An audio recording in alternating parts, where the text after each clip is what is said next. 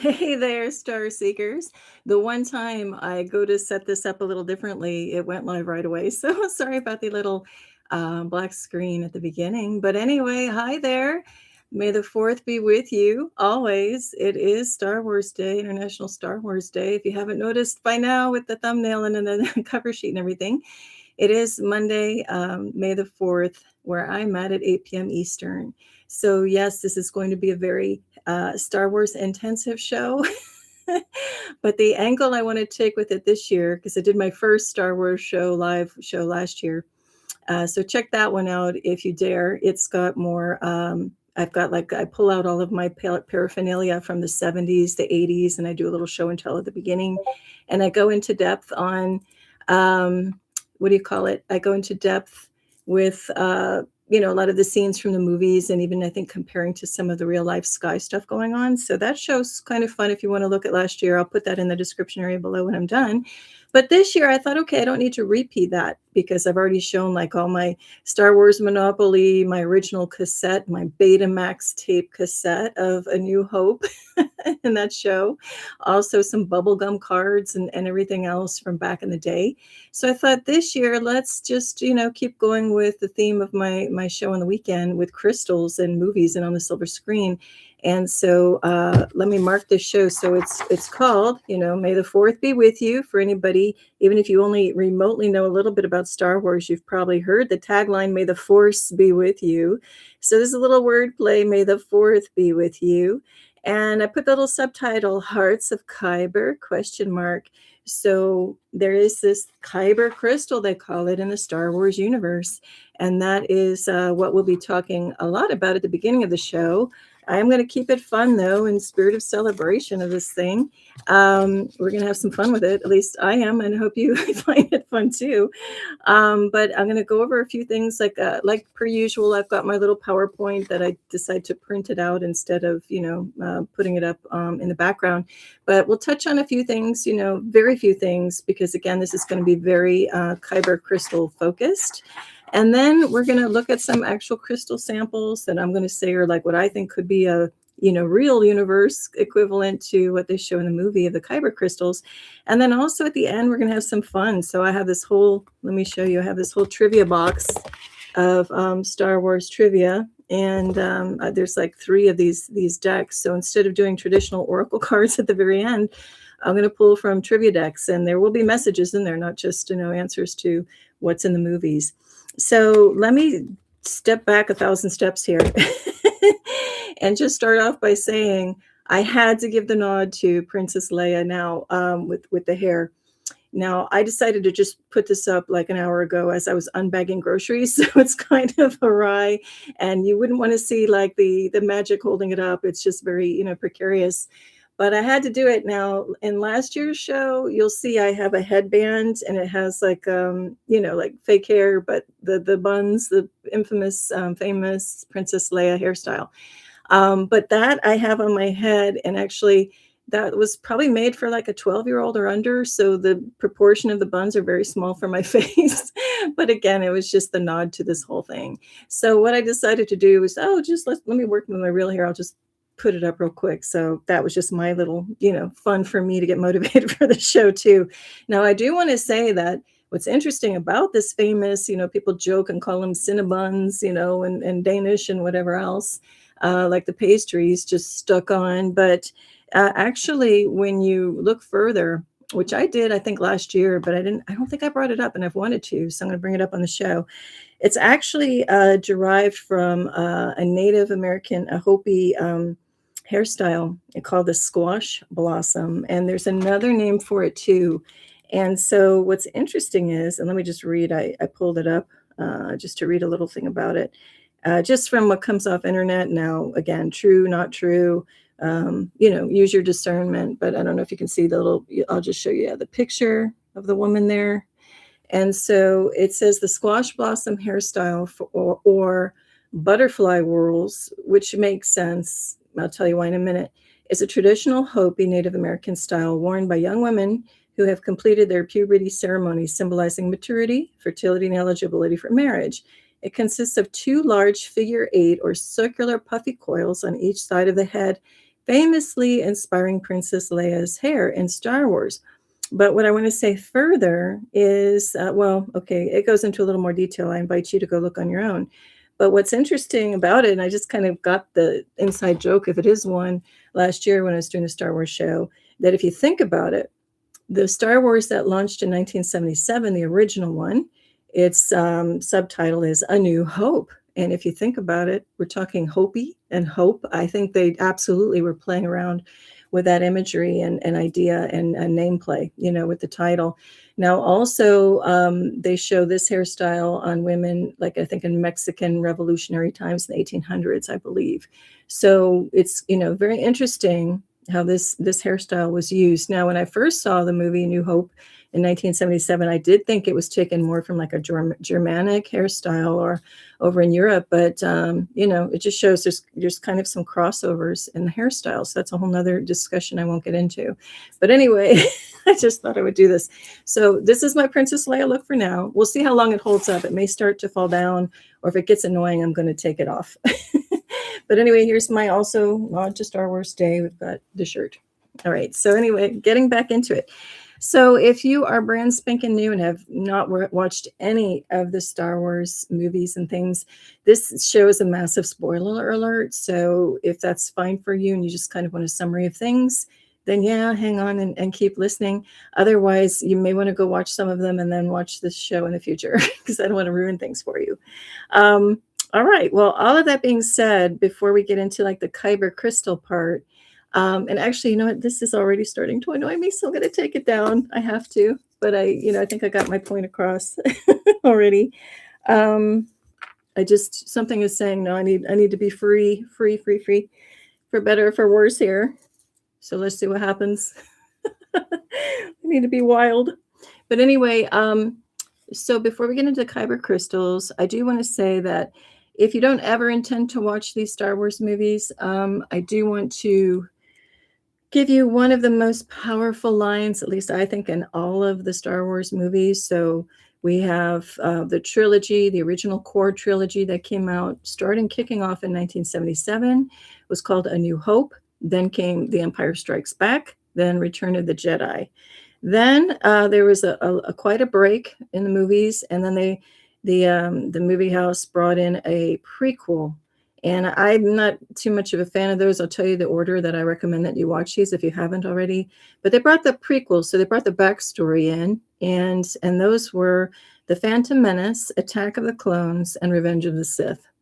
Then, in newer times, kicking off in 2015, came The Force Awakens, The Last Jedi, and The Rise of Skywalker. Now, as I was looking through these, and then we got even around that same time, we got Rogue One, which is the movie that happens right up before A New Hope. And then we got further backstory in Han Solo called Solo.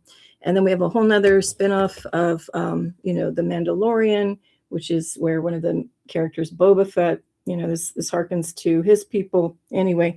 And actually, there's a new movie of this coming out this month. Anyhow, what I want to say is there are a lot of, those are the big screen movies. Of course, there are a ton of Book of Boba Fett or whatever spinoffs from some of these characters.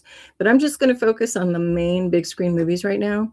And what I want to say is my recommended order is to watch the original trilogy and to be sure that you watch the originals, not the remastered versions that came later, because there's some key differences and things that were shifted around.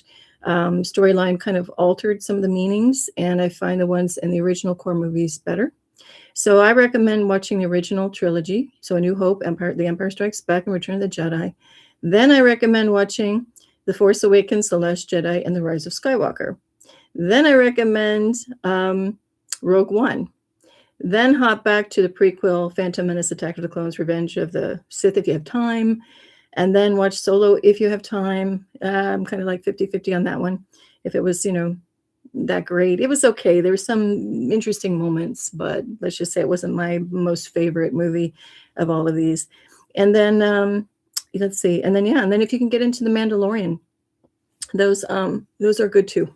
So, but those are for more, I would say, adult audience. I wouldn't have younger kids watch The Mandalorian ones, but they are good. They're well done. Okay, now that's just a little bit on the basics. Now, I do want to get back to what I was saying was the most, I think, my favorite quote, spiritual meaning quote of all time out of the movies is when in A New Hope, when Obi-Wan Kenobi, the Jedi Master, is talking to Luke Skywalker when he's still very much a farm boy and hasn't gotten out into the world and into the galaxy yet. And Luke Skywalker asks Obi-Wan Kenobi, what's the Force? Because Obi-Wan Kenobi mentions the Force. So again, back to the title of the show, may the Fourth be with you, may the Force be with you. So he describes the Force as he says, the Force is what gives a Jedi his power. It's an energy field created by all living things. It surrounds us, penetrates us, and binds the galaxy together. So that I just love. And, you can definitely understand the spiritual meaning behind that quote.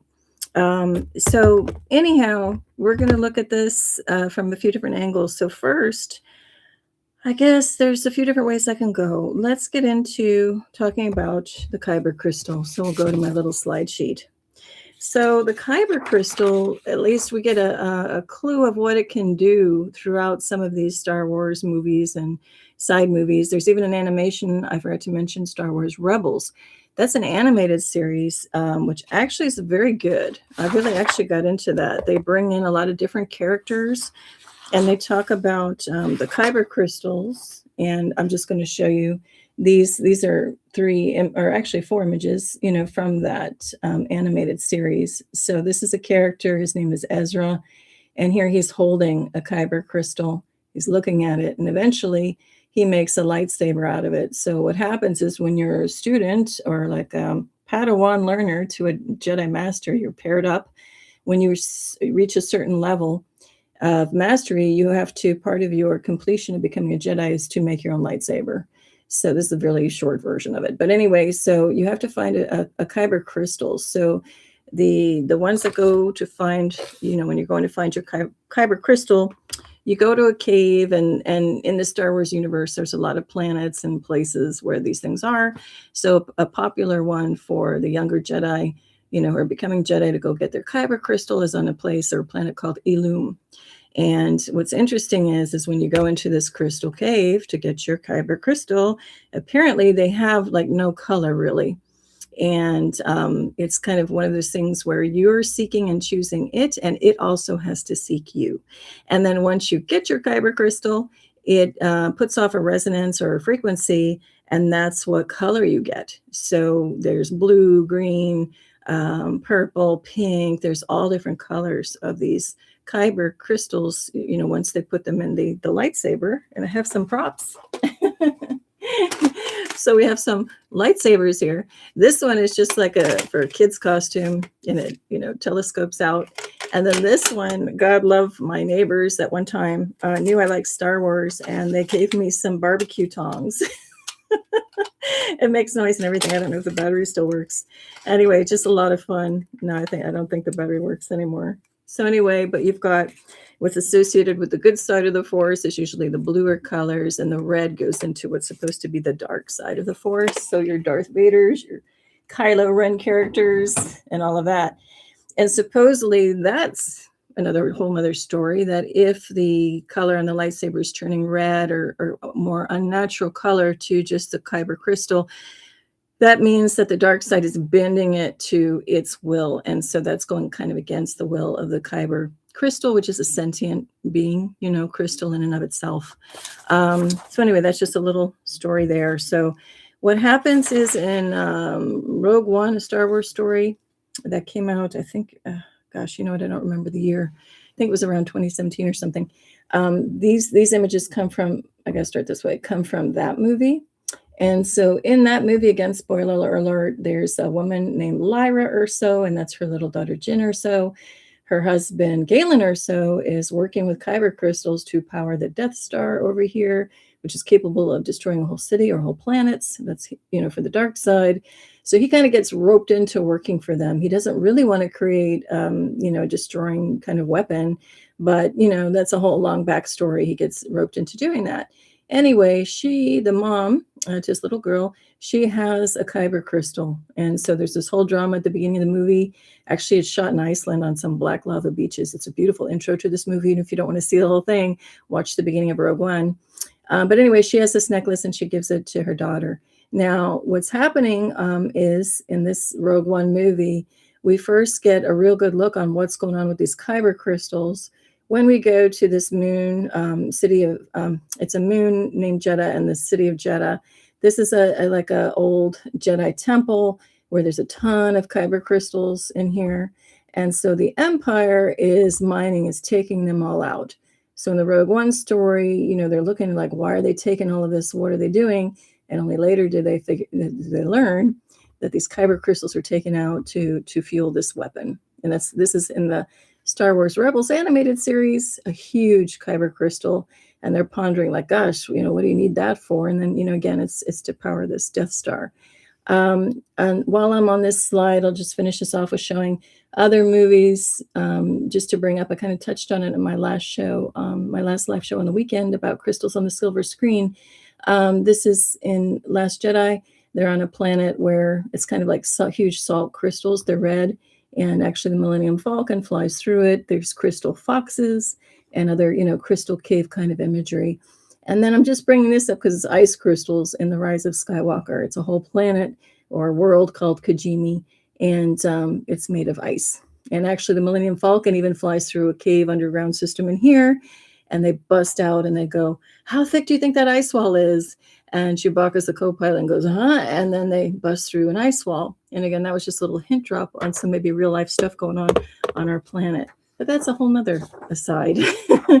What I do want to say, actually, before I get into crystals too, is, and I just had to, you know, jot them down so I make sure I mention all of the titles of the movies. But when you look at the chronology of the different trilogies, what's interesting is, and if you've seen them all, when you watch The Phantom Menace, in there, they're really giving you a wink and a nod at the concept of Tartaria. So not everybody's into that, but if you are, you watch that movie and you look at the little society on Naboo, the planet of Naboo there. And this is Naboo. Lots of green, lots of water. When you look at their society and the way their city is set up, that's pretty much showing us Tartaria. And even if you look at the lavish costumes of Queen Padme and Queen Amidala, you know, they're very ornate, very different. Then when you get to Rogue One, a Star Wars story, they're giving major hint drops on petrified giants in the mountain range. They show you a fallen Jedi is this massive, looks like a mountain, but it's the form of a Jedi and a giant. And then they also give you hint drops of meltology, if you follow that at all. So the concept of something came in and just basically fried out or burned out or flash frozen, you know, everything on the planet here. And so there's a lot of scenes on Rogue One when they're in Jeddah where you see that. And so I thought that was pretty cool. And so when you look at these movies, the first trilogy, A New Hope, The Empire Strikes Back, and Return of the Jedi, those are kind of like a little chronology, kind of like a wink and a nod to what maybe really happened in our galactic origins or real history story. So they call Star Wars a space opera. It's like a docudrama, maybe a little more emphasis on the drama, but it's kind of telling you the story supposedly of the Orion Wars. So wars that maybe happened between more draconian forces and maybe Lyrans, maybe more of the cat people. In this case, it's showing you everyone in the universe who's trying to overthrow a dark force that has come in. That's why you get to The Empire Strikes Back, because A New Hope's about rebels trying to overthrow this empire. And again, that's in reality, if we had an equating story into more of our real life story, that would be a story of humanity against, you know, kind of a more Draco reptilian society. Now looking at the negative aspects, because they're good Dracos, good reptilian, and all of that. But I'm just talking about, you know, they have a polarity here for a reason. Good against evil is a story. And again, it's a story, just like we're in a story right now, even in reality. And that's why they even have, you know, the polarity of the red and the blue and the lightsabers. And, you know, that carries over into our society here, at least in the US, with a red party and a blue party, right, with the colors. And look at most flags across the world that are kind of Draco and Draconian dominated. They have red, white, and blue in the flag. I mean, look at, we got Australia, the US, the UK. Just watch where all your red, white, and blues are. Okay, there's more to that, but I won't go into that in the show. Anyhow, so we've gotten that first trilogy. It's the rebels. They say enough. We won't be suppressed, and this force is coming in and harming humanity and sentient beings, not just humans, but humanoids. So they make a point to tell you there are beings from thousands of different galaxies that look all different, right? And they show you in the New Hope, that cantina scene is to let you know they're all different beings in this universe. It's not just humans like us. And so very interesting, right? Then the Empire Strikes Back. So the Empire isn't happy that the rebels are uprising. So they come in that movie. And then Return of the Jedi, right, is showing that one person can make a difference who is determined to stand up against oppression. Then we get into the prequels, which is like, I won't get into those too much. Then we come back now. But, the prequels show the backstory even before, A New Hope. Then we go to the more modern trilogy starting in 2015. We kick off with The Force Awakens. And I've said it before in other shows. I thought that was such a weird, why is it The Force Awakens? Because my mind wasn't really thinking about the awakening. That still seems so far away to me in real life here. But then later on, I'm like, in hindsight, oh yeah, The Force Awakens. So that was like a little marker in the movies, again, in the timeline chronology, if we're looking at timeline as linear here, even though it really isn't out there in other dimensions and other advanced worlds. Supposedly we're the only ones kind of looking at things linear here on the Earth. But anyway, all that to say, The Force Awakens is about this kind of this switch being flipped, the divine switch in the divine hand, flipping the switch and saying, okay, enough of this darkness, this oppression, this hurting of humans. Let's just flip the light switch so people can start waking up and really seeing through the BS, and start waking up and taking a stand for themselves. But you can't take a stand for yourself if you don't even know what you're in. So it's kind of like, I've said it before, there's a saying, the best slave is the one that doesn't even know it's a slave. And it's true. Like, how do you even know what to stand up against if you don't even know it?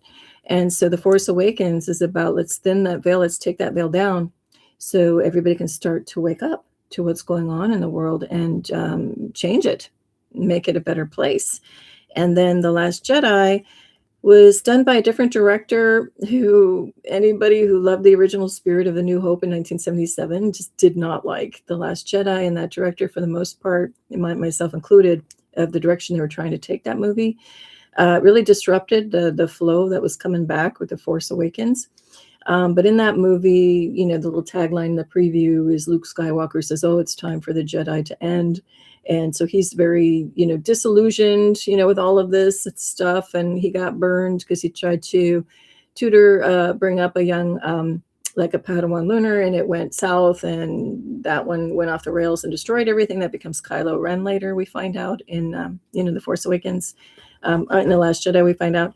But anyway, the point is, he's disillusioned and disgruntled with all the spiritual, path and basically wants that to end. He's like, why should we, the Jedi, have to bring balance, into the galaxy?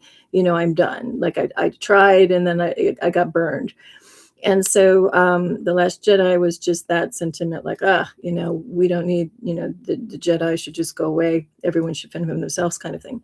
But in The Rise of Skywalker that comes after that, we got the other director back from The Force Awakens who was capturing more of the spirit of the 1977 movie of The New Hope. So in The Rise of Skywalker comes back and shows us that it's the rise of all of us now, where you don't need the lone guru, like The Last Jedi symbolizing, oh, we just look up to this one master.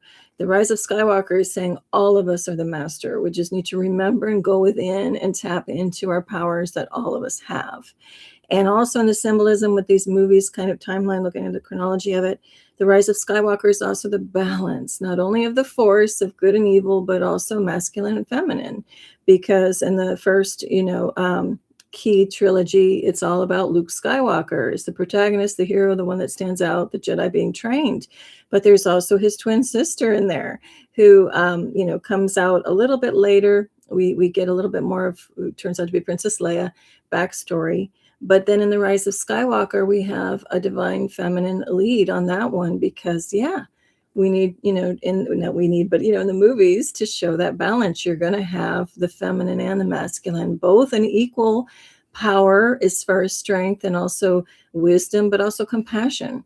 So every one of us, whether you consider yourself a male or female, you're going to have divine feminine and masculine within you. And when it's balanced, that's like the nicest state. I talked about this in the live on Saturday with crystals on the silver screen with the movie Lord of the Rings, the character of Aragorn. That character definitely embodies to me. And when you read the books, and I highly recommend you read the books, not even watching movies, read the books first. They're much richer, more valuable.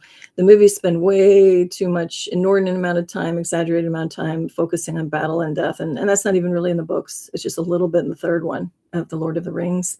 So we have the Fellowship of the Ring, the Two Towers, and the Return of the King.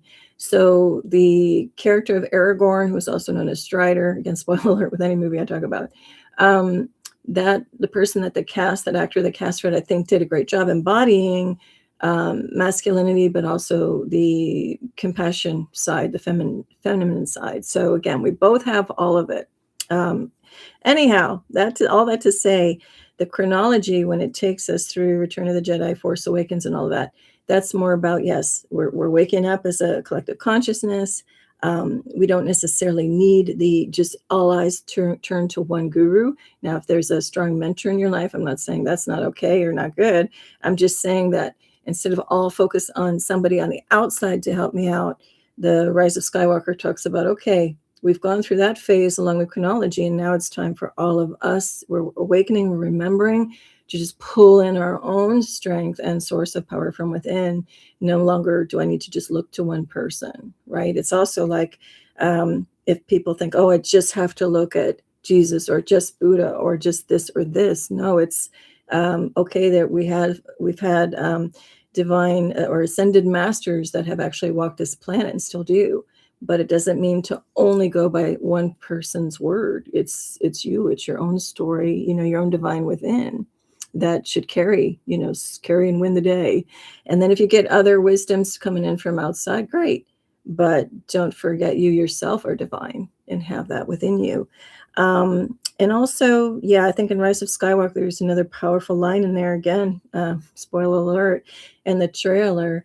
Luke Skywalker is saying to the character of Rey, we've taught you everything we know. So Luke and Leia, the two that, were Jedis, we've passed on all the knowledge of 1,000 Jedi that come before you. And so, again, that's kind of where we are now. We're coming to a time where we're awakening and we're in a time of revelations, right? Things are getting revealed more and more by the second. Look at all these archaeological discoveries that are popping up. Like, there are books and tablets and things before that. And we're getting new knowledge, all the time. And so all of that knowledge is literally given up by the earth now. It's rising up out of the earth, so to speak. And we're also getting new vision. So stuff might have always been there, but we just didn't see it with our old eyes. The time of the awakening is bringing us a new vision to see all this stuff. So I know I'm kind of off-roading a bit from the crystal topic, but I just feel strongly to bring it up because these movies are really like a mini documentary, again, docudrama, so filled with a lot of drama. But the basic core of the sequencing of these and when they are coming out. So look at 1977, A New Hope. Next year is the 50th year anniversary of that movie, which I can't believe. I just noticed online somewhere, somebody said, it's coming out in IMAX next February, 2027. So any of you of my vintage and, older, it's like, oh my God, 50 years. Are you kidding me? That kind of hurt a bit when I saw the 5-0 on that. But anyway, they'll be in theaters, next year on the big screen. And I do highly recommend if you have a chance to watch these on the big screen, whether it's the original version or even if it's the remastered version, do go see it on the big screen if you can. I think there's a big difference when you can experience that. Okay. All right. So I think we'll go back now to the Kyber crystals. Let's do that. So with the Kyber crystals, like I said, they're supposed to be kind of neutral and only take on a color with depending on the person that finds it is supposed to be paired with it, and then it takes on some of the energies of that person and the cosmos together. But for the most part, it's kind of like a clear crystal looking thing. So in Rogue One, let me pull that up again. In the Rogue One example over here. That's the necklace again. They have like a piece of it, like a pendant of it. And then they show it here in a little container because these things can go unstable depending on, what kind of Kyber crystal it is. And I actually have a show, not a show, in my post section, I put 2 good videos. It lists over 20 different kinds of Kyber crystal in the Star Wars universe. I'm not going to go over it now in the show because the videos that others made go into a great deep dive on it, and I don't need to kind of redo what they have already done. So we'll just talk about when the crystal is in a pure, or more looking like a clear quartz state. So to me, when they talk about the Kyber crystal, that can only be like 1 or 2 things, and I'll really kind of narrow it down to one thing. So the spoiler on it for what I find it to be is Lemurian crystal. So this is a piece of Lemurian crystal. Let's see if I can turn it around. So it looks like quartz crystal, like clear quartz, but it's not kind of communicating or coming through on the screen right now. But holding it here, it's like, okay, you could say it looks like a little chip, like an ice crystal. But the Lemurian quartz, especially depending on where it comes from, this one came from British Columbia. And actually, if you're looking for Lemurian quartz, I'll give a shout out to sacredgemstone.com. Kelly over there has some beautiful crystals. That's where I got this one. This one just has this purity that's off the charts. So there's something very magical, very otherworldly about it. It does, capture kind of an essence of Lemuria. So it's supposed to be like a record keeper of things like that. And actually, I'm going to read an excerpt from Sacred Gemstone's website about Lemurian quartz. And then we'll get into, I have other examples to show of just regular clear quartz. So you can also, see how you feel about it, what you would make the equivalent of Kyber crystal. I'm also going to show you selenite examples again. And those come close as far as luminosity, but they do get damaged in water. So that's why I'm not going to bring those up. But anyway, Lemurian quartz, just will be an excerpt from Sacred Gemstone's website. High vibration quartz crystals. Identified by the naturally occurring horizontal striations, ladder-like lines on the sides of the crystal. These lines represent records of information encoded during the time of the ancient Lemuria lost civilization. Cleansing and clearing negative energy and thought patterns is what some of this crystal can be worked and used for.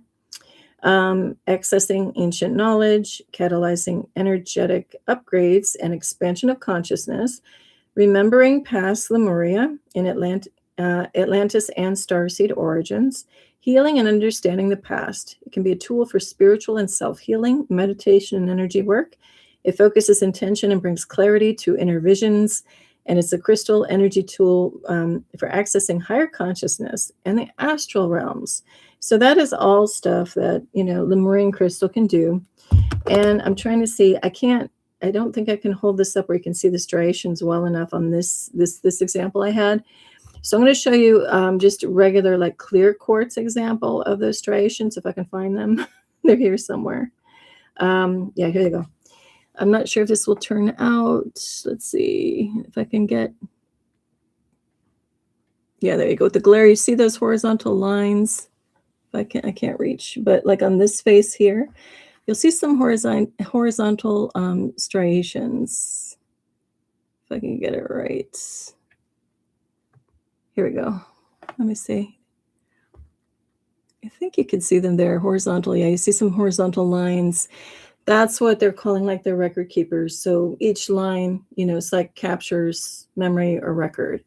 And that concept is not so far-fetched if you think of a USB drive or something that we stick in and then we store information on and pull it out. Well, that's got a little micro card or whatever they call it or chip in there. And that's storing stuff on things like quartz and silica. So quartz is a silicate. That's the group that it is called. And actually, I showed this example on my last show too. Some are more cloudy, some are more clear. Then we get into, the little like druzy of it. That's like Moroccan druzy of quartz. And that's got a feeling of purity to it. And then here's just another form of quartz, more like from a geode. Then we have what I showed before too, selenite. And that gets into, very luminous. Here's a tower of selenite, luminous and pure. And then here's like a chunk of it. So, and then we have like regular clear quartz. And then this one, when it's a little muddier looking, is called girasol or girasol, which means like turning to the sun. And actually, I will read you a quote from this. It's from the place that mines it. And when you're getting your crystals, it's good if you can find ethically sourced mine. So do your best research to make sure nobody's mistreated who is actually doing the mining, not that they're under slave conditions or worse. So this one, I'm just going to read a little bit from this little book that I have. And it's saying that this particular quartz, it's actually this one, is coming from Madagascar. And there are different vibrational properties and things to it. So they're saying that the scientific properties of it, it's quartz, clear quartz is of the group silica. So it's a silicate. It is on the Mohs hardness scale is 7.0. And its primary chakras that it, aligns with is all of them. And the astrological signs, it pertains to all of them. So some of these crystals have specific signs they align with of the zodiac, your star signs. And the vibrational number is number 4. So I'll also read, it says metaphysical properties of the quartz, rough quartz crystal, and I'll go ahead and read it straight up. It says clear quartz is considered one of the most powerful and versatile healing stones among all crystal types. This material is able to work on any condition and also helps other stones magnify and amplify their power and energy. Clear quartz protects against negativity, helps to relieve pain, and attunes one to their higher self. If one's aura is weak, clear quartz will help to strengthen the aura and enhance its power. It helps with one's spiritual growth and is used to cleanse and align all of the chakras. Clear quartz can be programmed to emit its energies and magnify energetic vibrations all around it. And I'm reading this verbatim because I happen to agree with it completely. So anyway, that's just a little bit, coming from the book. So to me, I'm sorry, I'm trying to turn off this flashlight. Give me a second.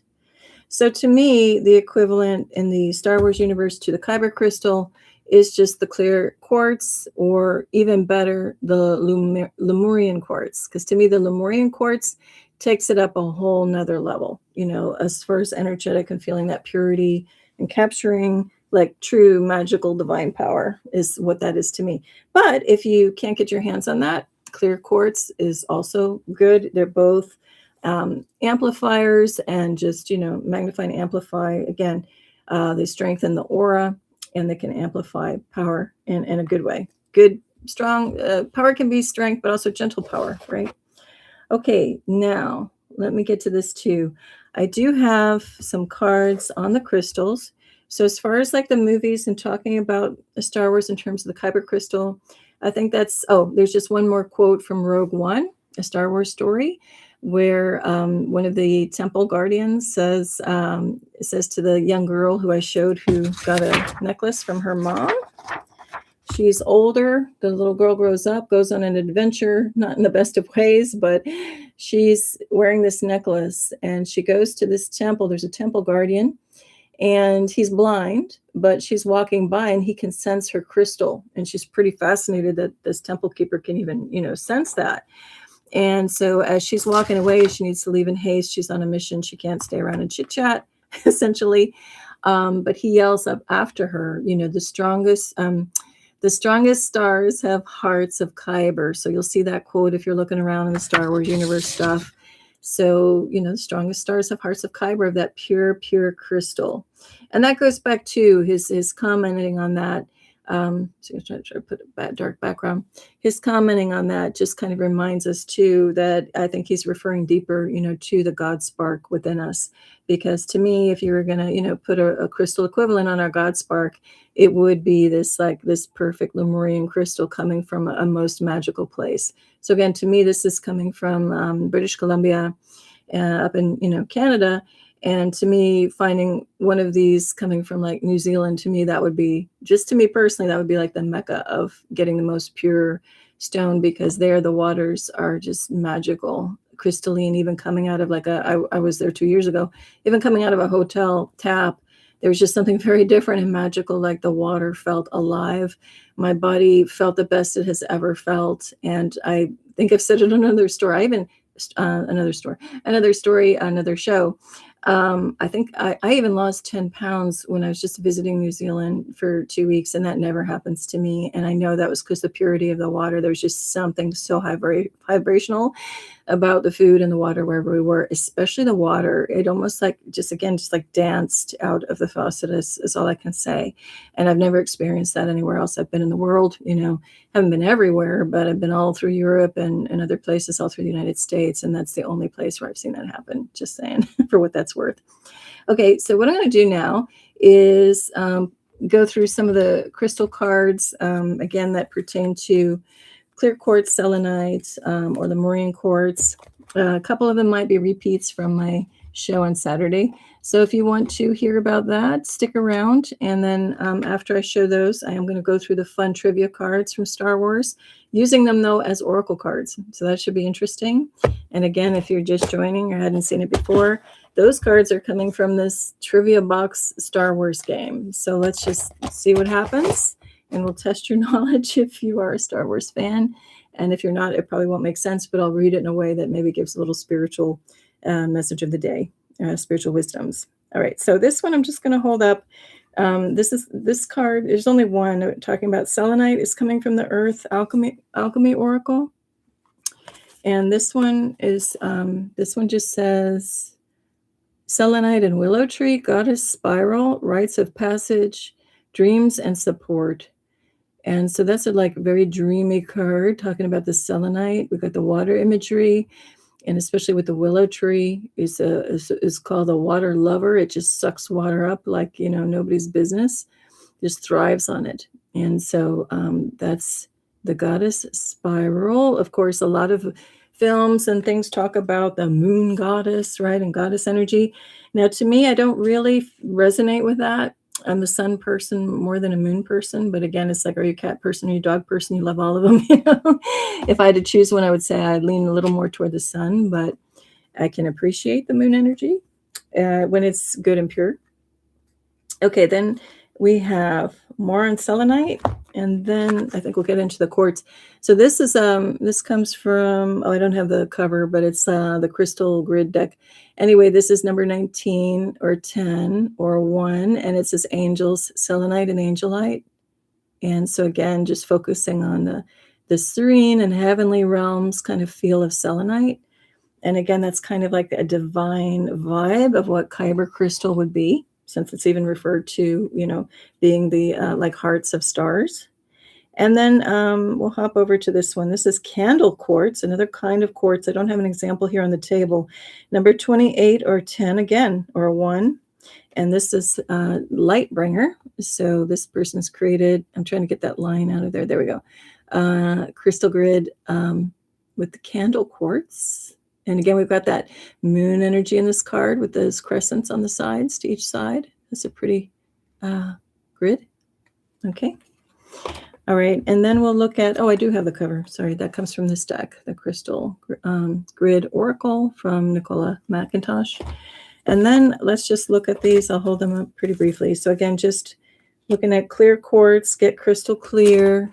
And I'm going to give other messages through the Trivia Box Star Wars game cards. But anyway, here's crystal quartz, get crystal clear. And then when it's in a shape like that with a point at the top, they call those point generators. So that just supposedly also helps amplify and focus the power on these things when it's in that shape. Then here with Lemurian quartz, they just say practice patience. And again, I had this in the Saturday show too. Practice patience, so key. I call it the dreaded P word on the spiritual journey, because sometimes patience isn't just like, oh, wait a minute. It's like, wait 3 decades. And I'm coming up on 2.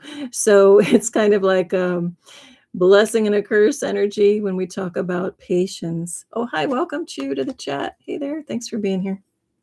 All right, and here's one more in selenite. Clear the clutter is always a good message. Clear the clutter. And I talked about this on Saturday's live, how selenite, this is like a wand shape, when it's just kind of like a stick. I think I have the example still here. I didn't bring the jumbo wand that I have, but when it's in like this wand form, I like to use this for clearing energies and just maintaining a high vibe and keeping any bad vibes out. I put them on windowsills all throughout the house. So it's kind of like if something negative is just saying, just stay out, first of all. And if anything, even thought about traversing that window threshold, if you will, you're going to get this high frequency coming at you. So if you're low vibe, it's just kind of like a force push from the movies, like a repellent, like get out kind of thing, if you're not of love and high vibes.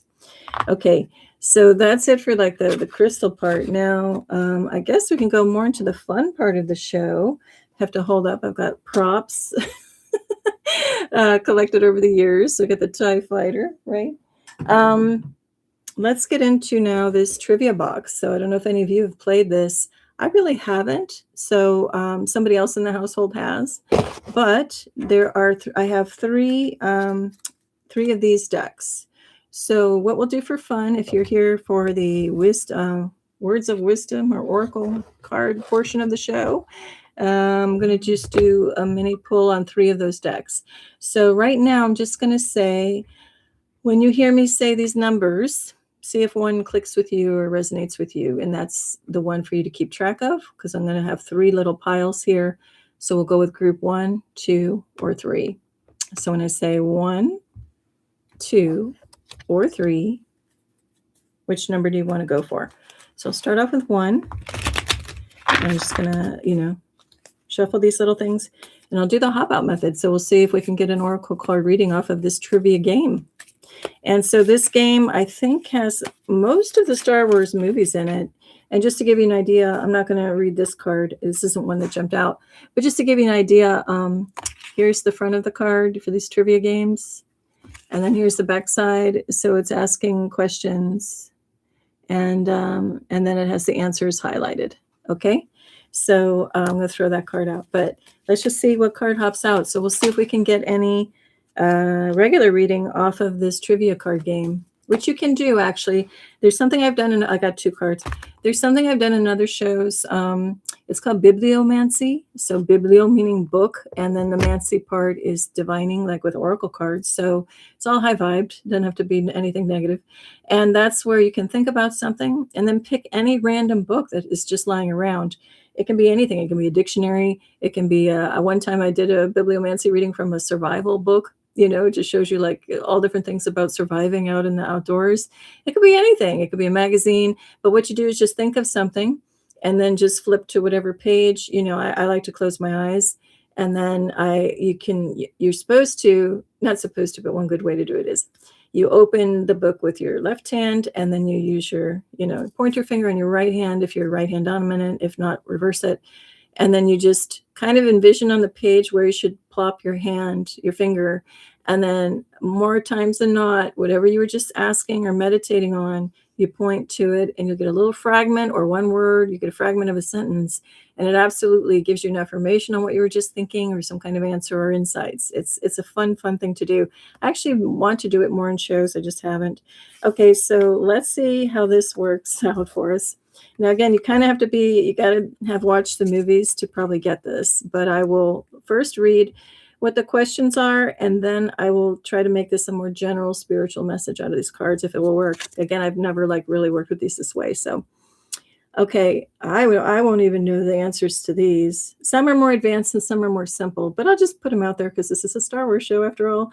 All right, so there's 2 questions per card.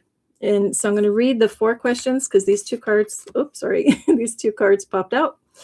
And I'll read the question, I'll pause, and then I'll give you the answer. And then I'll look at the 2 cards together and see if there's a more generic spiritual message coming out. Okay, so I would have failed the first one here. Who used an EE-3 blaster rifle? So luckily we have multiple choice. So A, Boba Fett, B, 4-LOM, C, Zuckuss, D, Bosk. So I know Bosk is a bounty hunter, and so is Boba Fett. So anyway, the answer is, I'll give a little pause, A, Boba Fett. All right, the next question is, who tended to Luke Skywalker's wounds on the medical frigate? Oh, wow. That's a hard one, too. That would have been from The Empire Strikes Back. So we have letter A. These are going to be like droid call names or, I guess call numbers. So FX-7, B, 2-1B, C, R2D2, or D, Dr. Evazan. So who tended to Luke Skywalker's wounds on the medical frigate? Well, it was a droid, and I would have failed this one, although I know it wasn't numbers. It wasn't C. It wasn't R2D2. So the answer is it's B, 2-1B. Okay. Now, the next two questions are, how many passengers can an AT-ST accommodate? Now, I will give a little clue. An AT-ST is the little walker on two legs, the huge, kind of machine that drops down out of an AT-AT, which is an AT-AT, which is that huge elephant looking like walker. Again, I don't think I have a picture of it, do I? No, I don't have a picture right here. But anyway, there's that huge walker that they model after like an elephant in The Empire Strikes Back. And then there's a little one on two legs that drops out of that, and then you can walk around. So they're saying, how many passengers can the AT-ST, the little one, accommodate? Actually, you see it in Empire Strikes Back out on that frozen tundra, the big battle scene, and you see it in the Return of the Jedi in the Redwood Forest, with the Ewoks.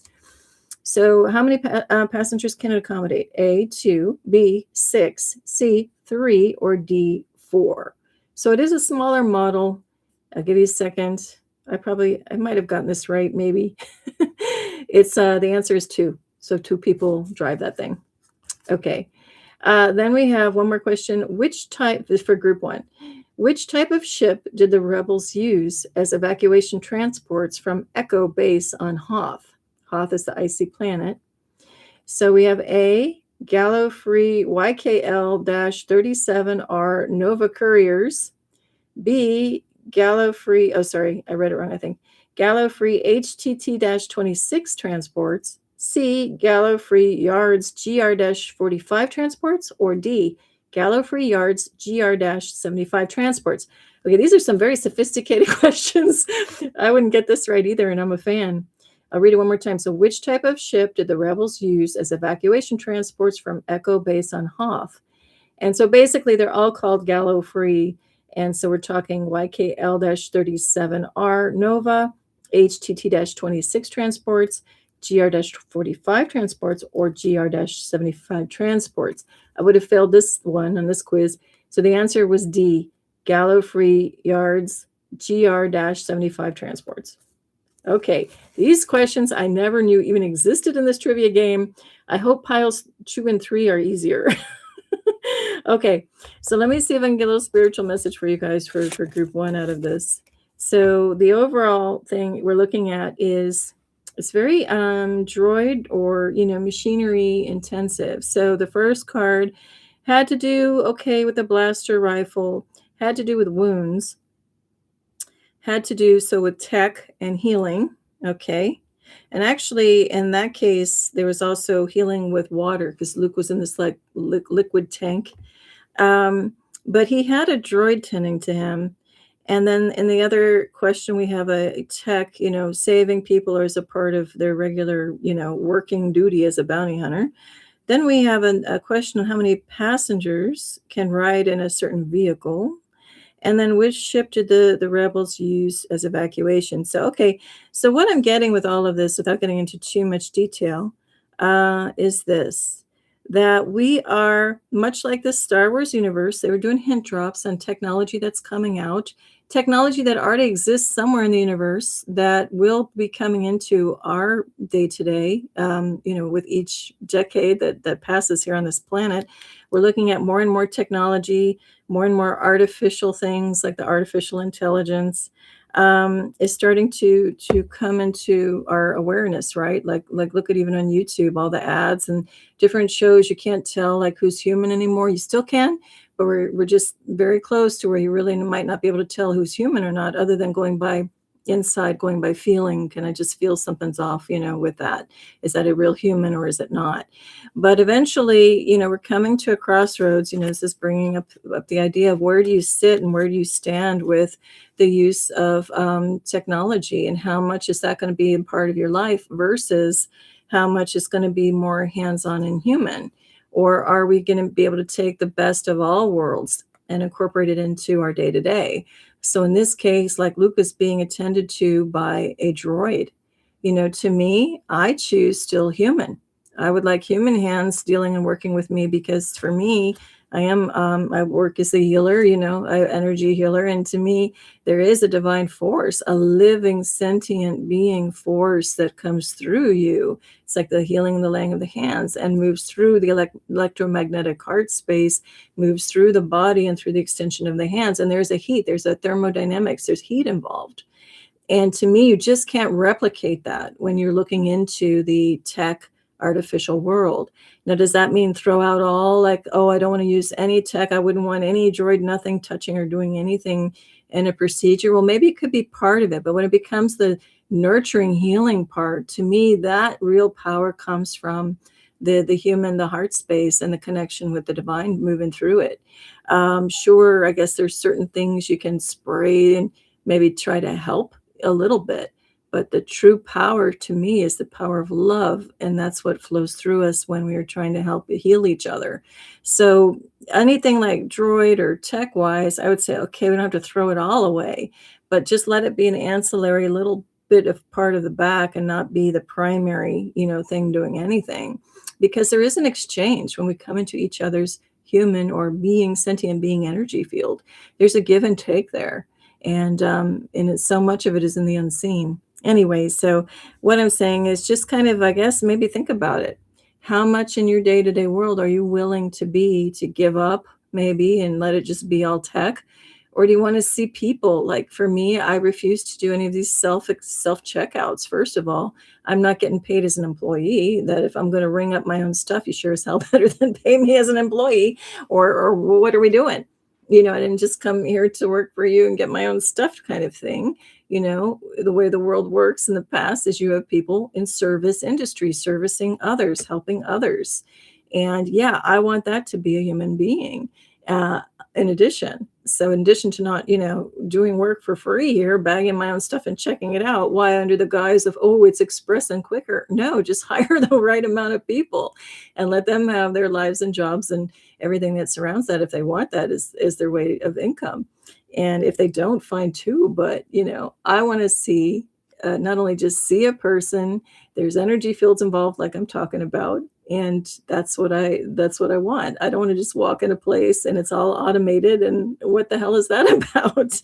And I also don't want to just sit at home, like, some of these propaganda things are saying you just sit at home and the drone will drop it off to you. No, thanks. No, I want to be able to go out in the world and do what I want to do and see other living beings, not just a world of automated tech, And again, you can have some, fine, but what is all of these Star Wars movies about? The balance of it, not just one dominating the other, right? Or trying to overtake the other.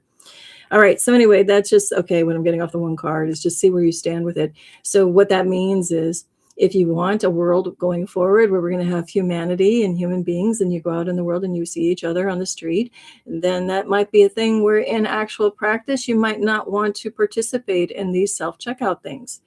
Because it's not just about time. You say, oh, it saved me time. Well, what it didn't save is that person's job, a human being's job.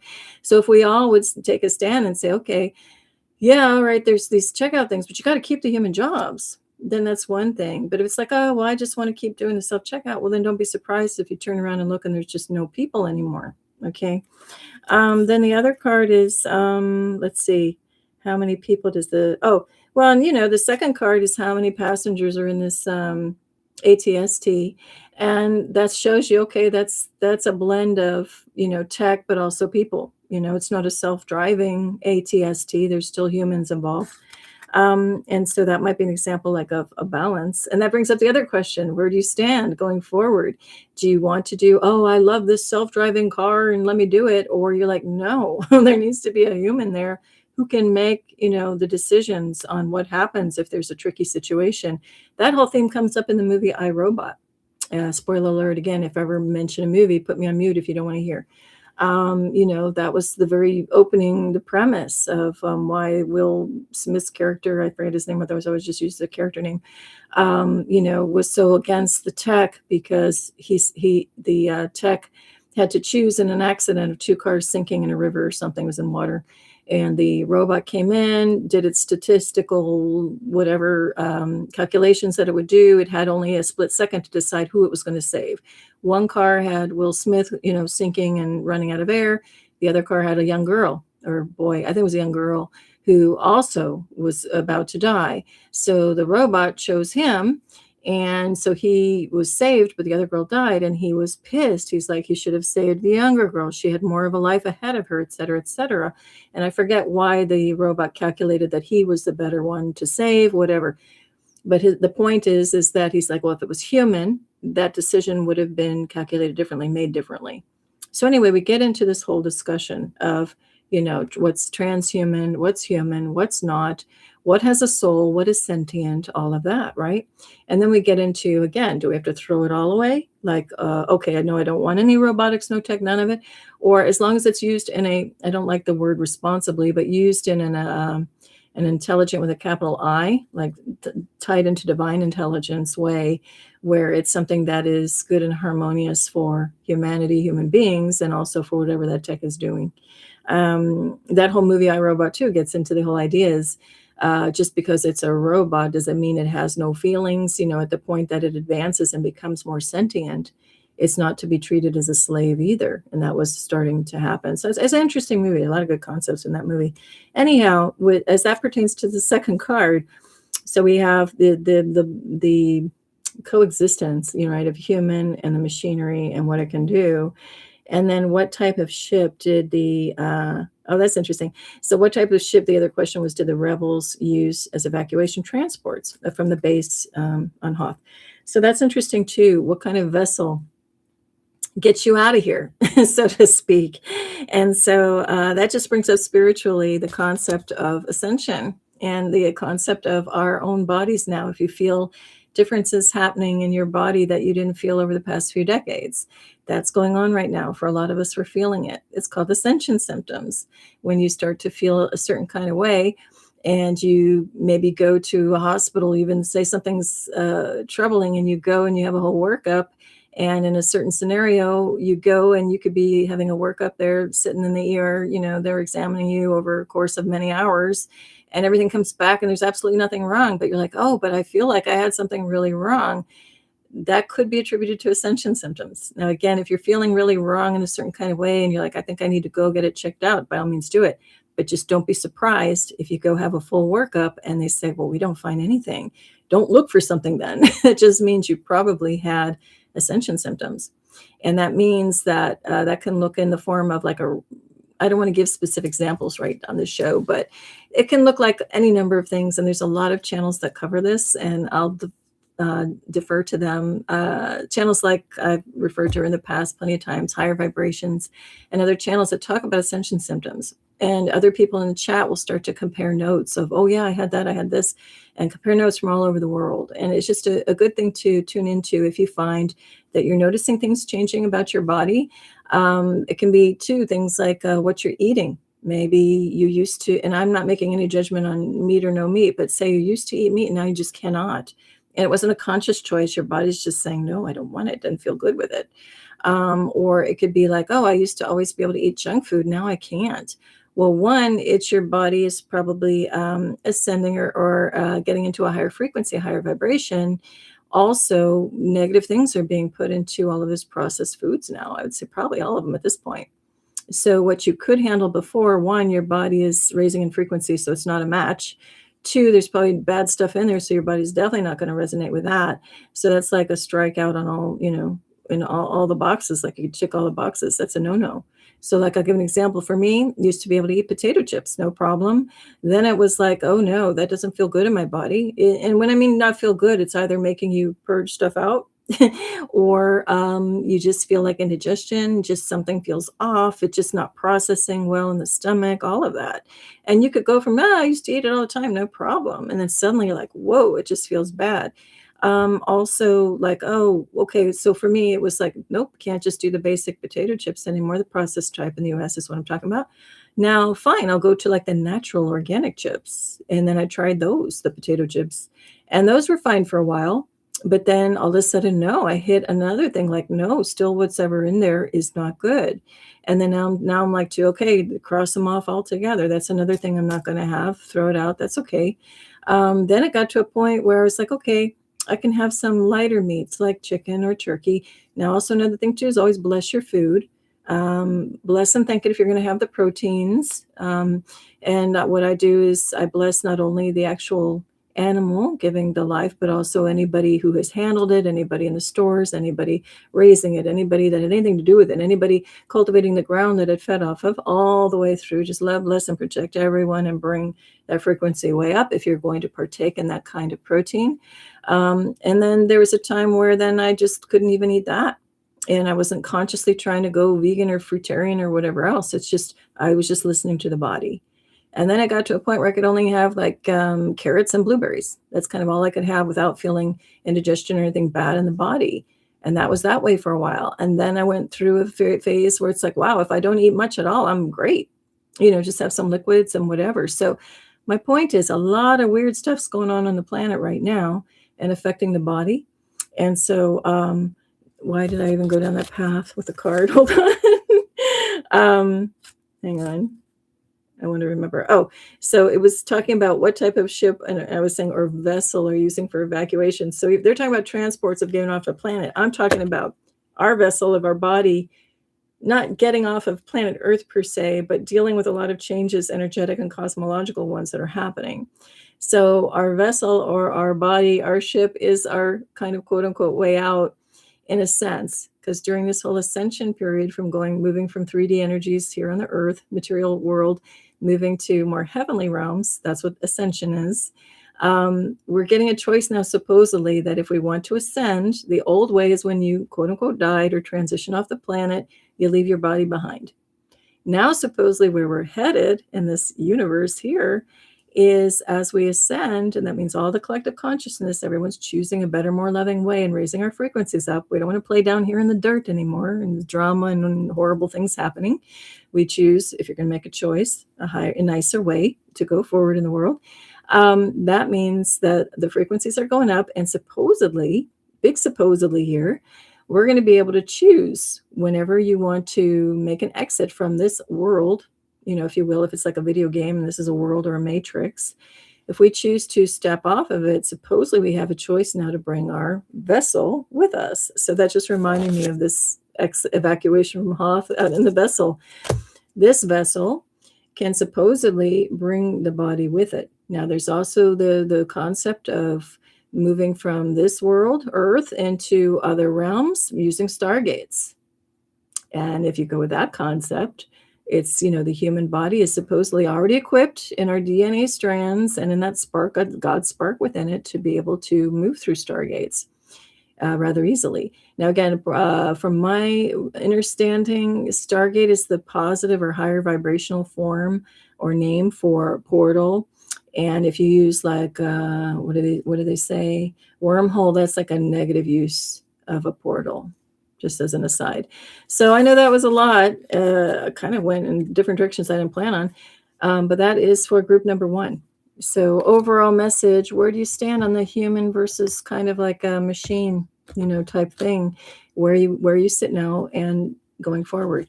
Okay, so now group 2, let's see what happens here. And I really hope this trivia is easier. I mean, dang, this thing, again, I'll show for anyone joining later.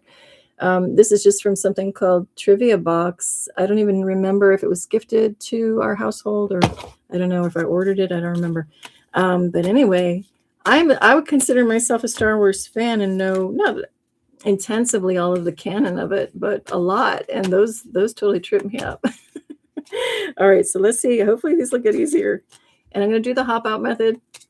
So let's just see, what do we all need to hear? Or just for some fun. Again, all of this is just for good fun. And, oh, and actually, maybe also another question while I'm shuffling here. One fell down, I got it.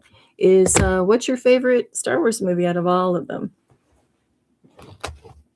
Okay, let's see what this says. So we get one card for group 2. I have to put a flashlight on it. And then after group 3, unless there are any questions or comments, we'll just wind this up for a little Star Wars celebration for today, for this year. Okay, so 2 questions. Are you ready? Who was the first to track Han Solo to Cloud City? Okay, finally, this is an easier one. So I'll give you a hint. This is going to be from The Empire Strikes Back. Okay. So who was the first to track Han Solo to Cloud City? And if you want a little visual reminder of what Cloud City is, it's the Cloud City of Bespin. It's the place that Lando Calrissian was running. And I actually have it here on my backpack. So it's that floating city up there of Bespin. Okay, so who tracked Han Solo to the Cloud City? So we have A, Dengar, B, Boba Fett, C, Zukus, I think that's how you say his name, or D, Captain Valance. So if you've seen that movie, that one should be easy. It's B, Boba Fett. Okay, next question. What was Han Solo's rank in the Rebel Alliance at the Battle of Hoth? I'll give you a hint. Hoth, it's the ice planet, and that was in the second of the original trilogy, The Empire Strikes Back. So what was Han Solo's rank in the Rebel Alliance at the Battle of Hoth? Not Endor, not in the third movie, Return of the Jedi, but at Hoth. So the options are A, Lieutenant, B, General, C, Admiral, or D, Captain.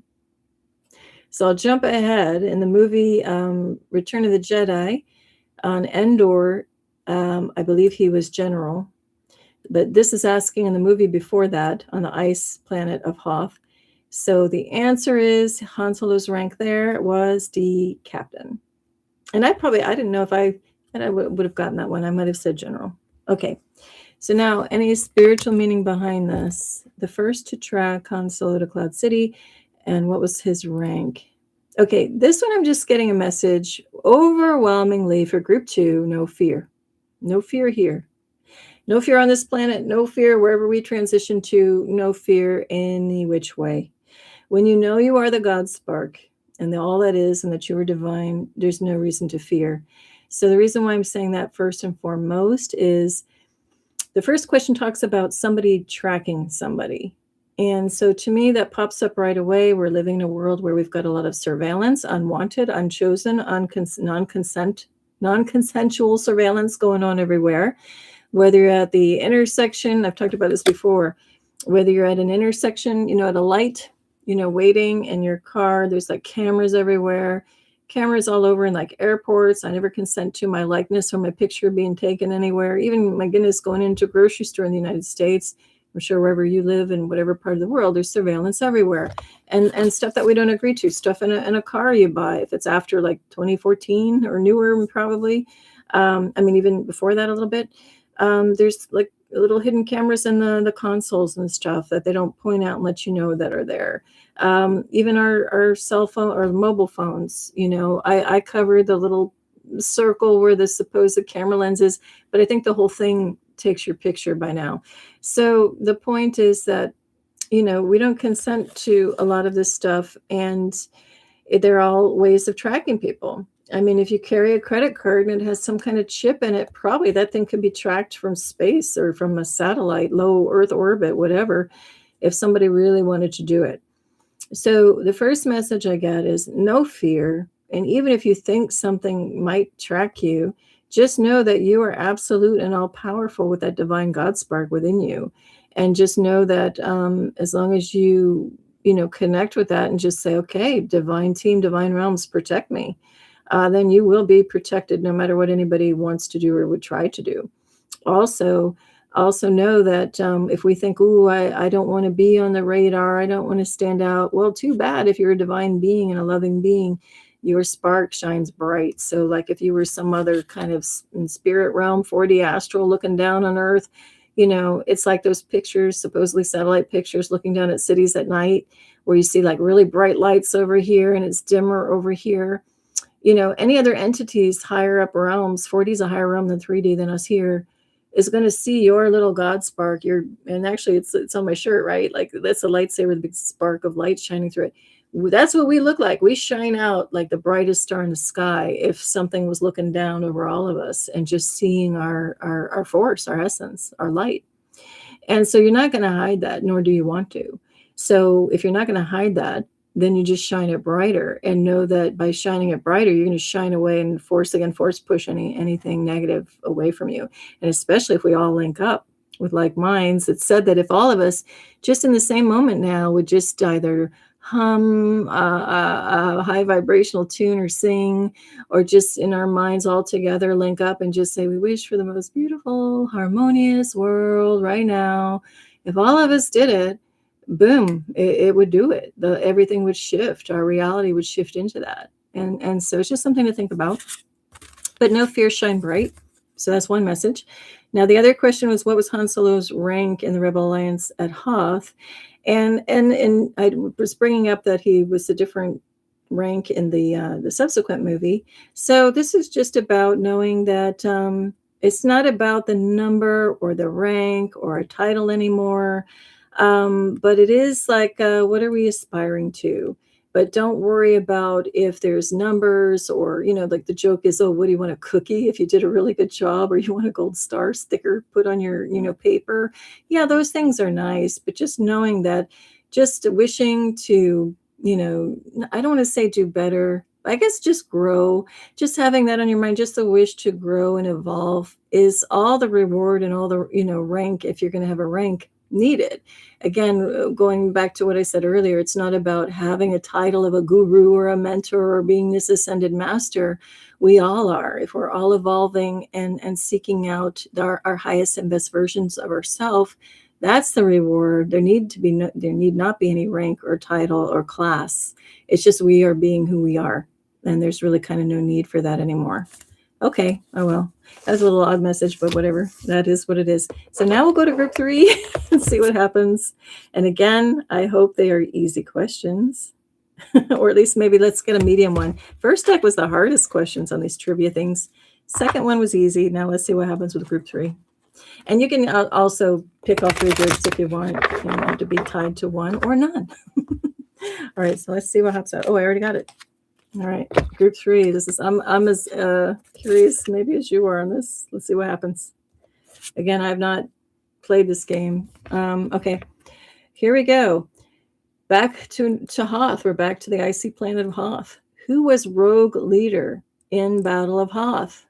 A, Han Solo. B, Wedge Antilles. C, Cal Alder. Or D, Luke Skywalker. So the rogue leader in Battle of Hoth, I think I would have failed this one as well. Turns out it was D, Luke Skywalker. Okay, next question. What did Luke Skywalker say Han Solo was best at when Han refused to help battle the Death Star? I'll give a hint. This was in A New Hope. So this was the 1977 Star Wars movie that started it all. I'll read it again. What did Luke Skywalker say Han Solo was best at when Han refused to help battle the Death Star? So A, being a loser. B, running away from problems. C, being selfish. D, taking care of himself. Okay, I think that one's easy for everybody. The answer is D, taking care of himself. And Luke says, take care of yourself, Han. I guess that's what you're best at. So anyway, those are those answers. So let's see. So looking at this, who was the rogue leader in the Battle of Hoth? Luke Skywalker. So that right away is just saying, in a world of where, this is kind of the old world of where you fit in, you don't speak up, you try to blend in. You don't want to be the first at the buffet line. You don't speak up in the elevator, just kind of become like the wallpaper, be a wallflower. Don't you dare go dance in the spotlight kind of world. Now we're entering in a world where be that one that says, I'm stepping aside and doing my own thing. Be that one here as rogue leader, oh, the captain, the admiral, everyone else says do this, and they're telling me all to do this. You're the one that zigs when they say zag, and you zag when someone says zig. You listen to your own inner guidance, and that's what the quality of a true leader is. You don't just take orders. You maybe hear some of the orders, but you do your own internal gut level, heart level feelings, and you put it all together. And you may take those orders, you may not. You may off-road it, like in the sense of the word rogue. I talked about it too, references before, an analogy of being in kindergarten. If you're in a public-oriented school and the indoctrination type kind of schools, we find out now that we were in. And what do they say? Follow the line, going from one class to the cafeteria or the other. Like, don't you dare step out of line. Follow like a good little duck in a row. Well, I'd be the kid that, no, I'm not going to follow in the line. I'm going to step out here, move around if I want to, lag behind if I want. I'm not going to stay in lockstep, as they say. More recent example with the COVID scamdemic. Saying to follow the line this way in the store, that way in the store, that just made no sense whatsoever. And of course, I'm not going to do it. Stand 6 feet apart. No, that's bullshit. I'm not going to do it. Pardon my French. Not pardon my French. Use your own inner guidance and be a leader and not a follower. Right now, you can be a follower. There's nothing wrong with that either at times, but make sure you have your own autonomy and your own divine connection in place at all times. Like, be aware of it and listen to it. All right, the second part of that, what did Luke Skywalker say to Han? Oh, yeah, he says this. Luke says it to Han, with very snarky. He's like, yeah, take care of yourself, Han. I guess that's what you're best at, right? Because he's pissed off. He wants Han's help, and Han's saying, no, I'm not going to help battle the Death Star. I've got my own bounty hunter debts to pay, and I've got a mark on my head. I'm not going to do it. He goes, and again, this kind of goes with the first part. He's like, he's making his decision. All the other rebels are getting ready, preparing to battle this Death Star. And Han's stepping away saying, no, I'm not doing it. I got other things that are more important than this. I don't believe in this cause. I'm out of here.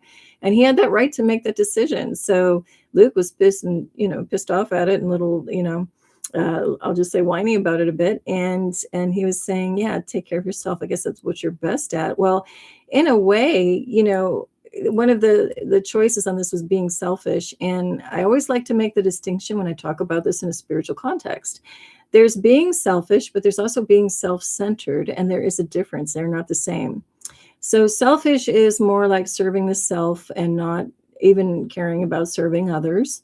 Self-centered is centering in the self. It's connecting with your center so that you have the wisdom and the discernment of which is the best course of action in that scenario, with or without anyone's judgment put on it. So you're not going to be browbeat or bullied or guilt-tripped into do something. And that's the autonomy in the leader, getting back to the rogue leader, and strength of Captain Solo, Han Solo.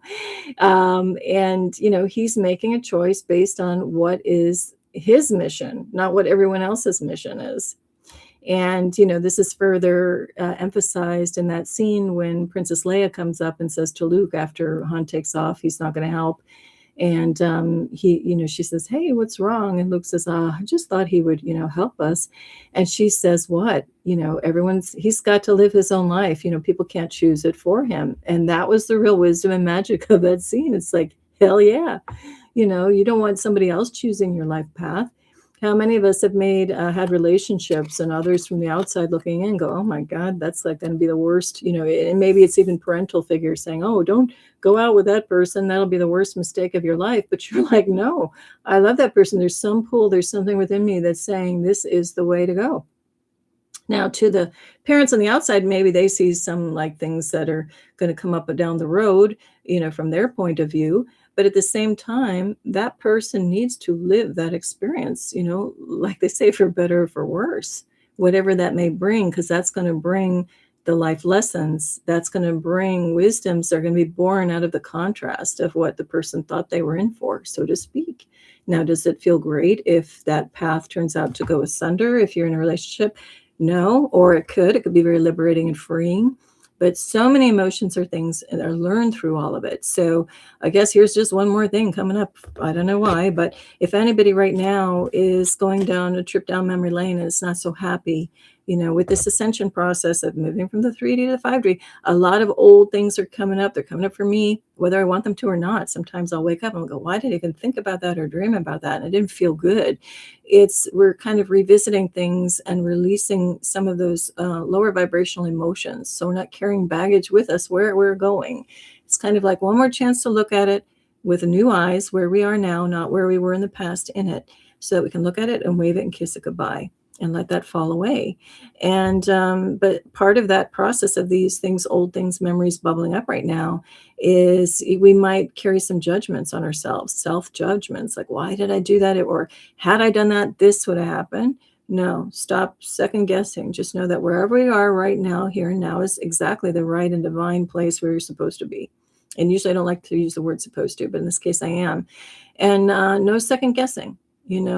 Okay, maybe we could have made another choice. Doesn't mean it would have been any better or any worse. We could spin off a million scenarios. Had I done this, had I not done this? But it's not just us. We're working with a whole world of other people who are also making different decisions and judgments and things, and that it's a game. That's why this whole Earth experience is just a game. And so just, like I talked about in the live show I did on Saturday as well, we got the Fool card came up, and it's like, okay, so if I judge it now and trying to, look at this, and I'm going down into some more negative vibes with looking at an old situation bubbling up, why do that? Okay, you can look at it and say, I could have made a better decision, or man, I was such a fool. Okay, embrace it. I was a fool. That's one of the characters we get to be here on this planet, is a fool, a jackass, like like oblivious. There's so many like names we could put on it. But on the same time, because that happened, now where I sit or stand, I'm the wise one now. I'm so much the wiser because I experienced that. I don't want to choose it again, right? Or you can choose it again because you're like, I want to be a fool again. We'll do it. But that's the beauty of this Earth experience here, and it kind of works with this whole Star Wars theme.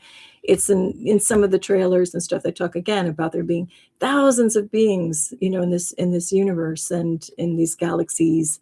There's not just humans. There's all kinds of humanoids, all kinds of things that we would look at and go like creatures, but they're sentient beings, just because they don't look like us, right? Still sentient beings. Again, it's something with a heart, with a soul. And anyway, with all of that means that as many of us different types of species we're also going to have so many different types of experiences and interactions. And if we can just not judge them, just do our best at any given moment. Also just have in our minds and our hearts no harm unto others or unto ourselves.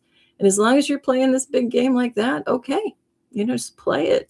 Are meant to play all of it, the highs, the lows, the in-betweens, learning from things, not learning from things, being a hard learner. We get to be all of it. So anyway, just reminds me of the whole universe. We get to be all of it. And all of it can be each one of us are facets of just one bigger loving thing. So that will bring us back around. I had the question, Hearts of Kyber. And I think that will land us back to, yes, the strongest stars have hearts of Kyber. All of us are these strong, beautiful stars with this heart of Kyber being that God spark. And that's what makes us all, when you talk about in a spiritual sense, all one, we don't have to get caught up in like physical different looks or whatever. If you take all of that away and just read the light quality within us, that's the same. A light is a light, right? Some are brighter, some are dimmer, but it's light. All right. Well, I don't think there are any questions or anything. This is just my celebration of Star Wars with you today. And if you haven't seen any, I hope you go and see whichever ones appeal to you. And otherwise, yes, may the force be with you. May the fourth be with you always.